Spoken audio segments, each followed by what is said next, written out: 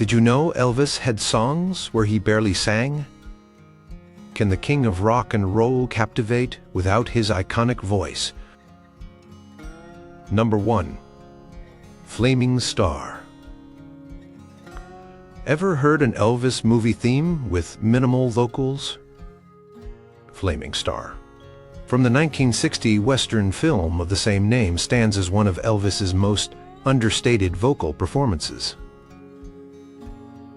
The instrumental version of this haunting melody was actually released as the B-side to the single, with Elvis's vocals appearing only briefly on the soundtrack version.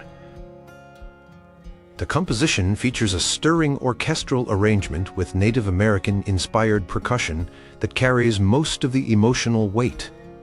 When Elvis does sing, it's with remarkable restraint, a far cry from the hip-shaking performances that made him famous. The instrumental version gained newfound popularity decades later when Quentin Tarantino featured it in his film Once Upon a Time in Hollywood, introducing a new generation to this obscure piece of the Presley catalog. Studio musicians who worked on the recording have mentioned that Elvis himself was particularly fond of the instrumental arrangement, often listening to playbacks with unusual attention. Film historians note that Flaming Star represented a serious acting turn for Elvis. Playing a half-Native American character dealing with racial tensions, the restrained music reflected this more mature approach to his career. The instrumental version allows listeners to appreciate the nuanced orchestration that typically sat behind Elvis's voice, touting the talent of his backing musicians and arrangers who rarely received the spotlight. Number 2. Almost. Can an Elvis song be both released and forgotten at the same time? Almost certainly fits that description. This largely instrumental track comes from Elvis's RCA, Victor years, but received virtually no promotion or attention. Recorded during the sessions for his 1963 album, It Happened at the World's Fair, the song features only occasional vocal phrases from Elvis, with the majority given over to a gentle, flowing orchestral arrangement. The composition highlights the subtle interplay between strings and piano, with Elvis's voice appearing almost as an afterthought, brief phrases that drift in and out of the instrumental texture. Session musicians from the recording recalled that Elvis was battling a sore throat that day, which may explain his minimal vocal contribution. What started as a temporary instrumental track to be re-recorded later instead became the final version. Music historians point out that this period marked a transitional time in Elvis's career, when his movie obligations often took precedence over his musical direction. The arrangement bears the hallmarks of producer Felton Jarvis's style, lush, sophisticated orchestration that sometimes overshadowed Elvis's contributions. Despite its obscurity, Almost provides a fascinating glimpse into an alternative universe where Elvis might have pursued more experimental musical directions. The song has developed a small but dedicated following among collectors who appreciate its unusual place in the Elvis catalog. A song where the king steps back and lets the music speak for itself. Number 3. Summer Kisses, Winter Tears, Alternate Take. Did you know Elvis recorded a version of a song where his voice is barely audible? Summer Kisses, Winter Tears is typically known as a full vocal track from the film Flaming Star. But an alternate take exists where Elvis's voice is mixed so far into the background that it functions essentially as an instrumental. This version remained in the vault until the 1990s, when archivists discovered it while preparing posthumous releases. The dreamy, atmospheric quality of the recording showcased the talents of the Nashville studio musicians, with gentle guitar, arpeggios, and subtle percussion creating a hypnotic soundscape. Elvis aficionados have speculated that this mix may have been created as background music for scene transitions. In the film explaining the subdued vocal treatment, Sound engineers who worked on the Elvis catalog have noted that the tape contained specific instructions to keep Elvis's voice ghost-like in the mix. What makes this version particularly intriguing is how it transforms a relatively standard Elvis ballad into something more ethereal and experimental. The instrumental focus reveals sophisticated harmonic progressions that typically went unnoticed beneath Elvis's commanding vocal presence. When German electronic artists Funkstorm remixed this version in the early 2000s, they highlighted its otherworldly quality, bringing this forgotten gem to the attention of electronic music fans who might never have explored Elvis's catalog otherwise. The recording demonstrates the artistic possibilities that often remained unexplored during Elvis's career due to commercial pressures and expectations. Number 4. Wooden Heart, instrumental version. Ever wondered if Elvis songs were popular in other countries, in versions where you couldn't hear him sing? The instrumental version of Wooden Heart presents a fascinating case study. Originally recorded for Elvis's film G.I. Blues, the song featured English and German lyrics, the latter being the traditional folk song Muss I denn. However, in several European markets, particularly in Germany, an instrumental version was released that featured only the backing track, without Elvis's vocals. This version became surprisingly popular, especially in settings where the original version received limited airplay due to language barriers or local music preferences. The instrumental arrangement highlights the charming accordion and acoustic guitar work that gives the song its distinctive German folk flavor. Session musicians recalled that Elvis actually played acoustic guitar during this recording, one of the relatively rare instances where he contributed instrumentally to his own songs. Music industry analysts have pointed out that releasing instrumental versions was an unusual strategy for a vocalist of Elvis's stature, but it demonstrated the flexibility of his management in approaching different markets. The melody itself carries such strong appeal that even without Elvis's voice, audiences connected with the tune. In recent years, this instrumental version has found new life in vintage-themed advertisements and as background music in documentaries about post-war Germany, its cultural significance extending beyond its connection to Elvis. The continued circulation of this version raises interesting questions about authorship and identity in popular music. Can a song still be considered an Elvis song when his most identifiable contribution, his voice, is absent? Number 5. A Dog's Life, film score. Did Elvis actually compose instrumental music? Few fans realize that Elvis had a hand in creating A Dog's Life, an instrumental piece that appeared briefly in his 1967 film, Easy Come, Easy Go. While not officially credited as composer, session musicians reported that Elvis improvised the basic melody on piano during Town Time on set, which was then arranged for orchestra by the film's music director. The playful, slightly whimsical tune accompanies a scene involving a dog chasing Elvis's character and runs just under 2 minutes in the final film. Until the release of expanded soundtrack collections in the 2000s, this piece remained essentially lost to all but the most dedicated Elvis archivists. The arrangement features light percussion, flute, and pizzicato strings, creating a comedic atmosphere, stylistically quite different from Elvis's typical rock and ballad performances. Film historians note that this period marked a time when Elvis was increasingly frustrated with his movie roles, making his creative contribution to this instrumental cue all the more surprising. Sound engineers who worked on the session preserved Elvis's original piano demo, which occasionally surfaces at memorabilia auctions, fetching remarkable prices from collectors.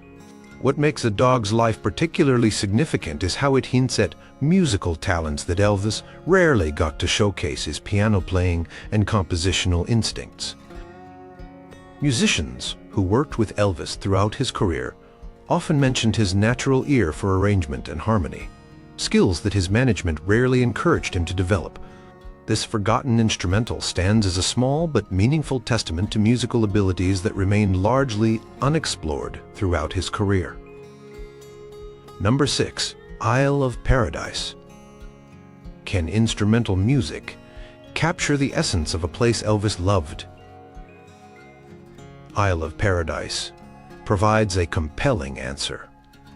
This largely instrumental track, featuring only occasional wordless vocalizing from Elvis, was recorded during sessions for the Blue Hawaii soundtrack, but ultimately left off the final album. The lush orchestration evokes the tropical setting with traditional Hawaiian instruments, including ukulele and steel guitar, creating a dreamlike atmosphere. Engineers who worked on the session noted that Elvis was particularly involved in the arrangement, suggesting specific instrumental passages and insisting on authentic Hawaiian musical elements. Music historians point out that this track represents a road not taken in Elvis's career, a more experimental approach that prioritized mood and atmosphere over conventional song structure. The few moments where Elvis's voice does appear showcase his remarkable ability to use his voice as an instrument, blending padding with the orchestration rather than dominating it. Hawaiian musicians who participated in the session recalled Elvis's genuine respect for their cultural traditions and his desire to create something authentic rather than tourist-oriented. When the track was finally released in the 1990s on a compilation of rarities, it received praise from critics for its sophisticated arrangement and subtle approach. Ethnomusicologists have noted that Isle of Paradise actually incorporates traditional Hawaiian musical motifs with unusual accuracy for a mainstream American recording of its era. The track's obscurity stems partly from its unconventional nature, neither fully instrumental nor a proper Elvis song, making it difficult to categorize or market, despite its artistic merits. Number 7. Hot Dog Studio Jam. Ever wondered what Elvis sounded like when just jamming with his band? Hot Dog offers a rare glimpse into Elvis's more spontaneous musical side. This primarily instrumental studio jam session from 1970 features Elvis occasionally shouting encouragements and brief phrases, but mostly shanks his TCB band in full improvisational flight. The rockabilly-influenced track remained unreleased until the 1990s Essential Elvis archival series. Lasting nearly 7 minutes, the jam demonstrates the remarkable musical chemistry between Elvis and his band members, particularly guitarist James Burton, whose blistering solos dominate much of the recording. Session notes indicate that this was recorded during a break between official songs, with the tape left running as the musicians unwound and played for their own enjoyment. Sound engineers who preserved the recording noted that Elvis can be heard laughing and clearly enjoying himself, a striking contrast to the often tense atmosphere of his more commercial recording sessions during this period. Musicologists point to Hot Dog as evidence of the road not taken in Elvis's later career, a more organic, band-oriented approach that his management generally discouraged in favor of more controlled, commercial material. Band members later recalled that these informal jams were where Elvis seemed most relaxed and creatively engaged. The track's raw, unpolished energy offers a counterpoint to the carefully produced ballads that dominated his official releases from this period. Despite its archival release, Hot Dog remains largely unknown except to serious collectors, representing a hidden chapter in Elvis's musical legacy, one where he steps back from his star persona and simply becomes one musician among many. Number 8. Appreciation. Alternate take. Can silence speak louder than words in an Elvis recording? The alternate take of Appreciation suggests it can. Originally recorded for the film Spin Out in 1966, the standard version features Elvis singing throughout. However, an alternate take exists where only the instrumental backing track with minimal vocal contributions was preserved. This version remained in the vault until comprehensive box sets were assembled decades after Elvis's death. The orchestral arrangement, featuring an unusual combination of harpsichord and strings, creates an elegant, almost Baroque atmosphere that few associate with Elvis's rock and roll image. Studio documentation reveals that this take was originally recorded as a backing track, over which Elvis intended to record a full vocal later. However, scheduling conflicts meant that only guide vocals were recorded for this version. Engineers who worked on the session noted that Elvis took particular interest in the instrumental arrangement, suggesting specific changes to the string parts. Music theorists have pointed out that the complex chord progressions in Appreciation are more sophisticated than typical pop songs of the era, reflecting Elvis's little-known interest in classical music. When finally released, collectors noted that this version allows listeners to appreciate the musicianship that often went unnoticed beneath Elvis's dominant vocals. The recording also provides insight into the production processes of Elvis's Hollywood years, when time constraints and commercial pressures often led to compromises in the creative process. Despite its artistic merits, this version of Appreciation remains largely unknown outside dedicated collector circles representing the shadow catalog that exists beneath Elvis's official discography. Number 9. Beyond the Reef Rehearsal Take. Did Elvis ever let others take the spotlight? A rare rehearsal recording of Beyond the Reef suggests he sometimes did. This Hawaiian standard, captured during informal sessions at Elvis's Graceland home in 1976, features Elvis playing piano and singing only occasional phrases, while his backing vocalist Charlie Hodge handles most of the vocal duties.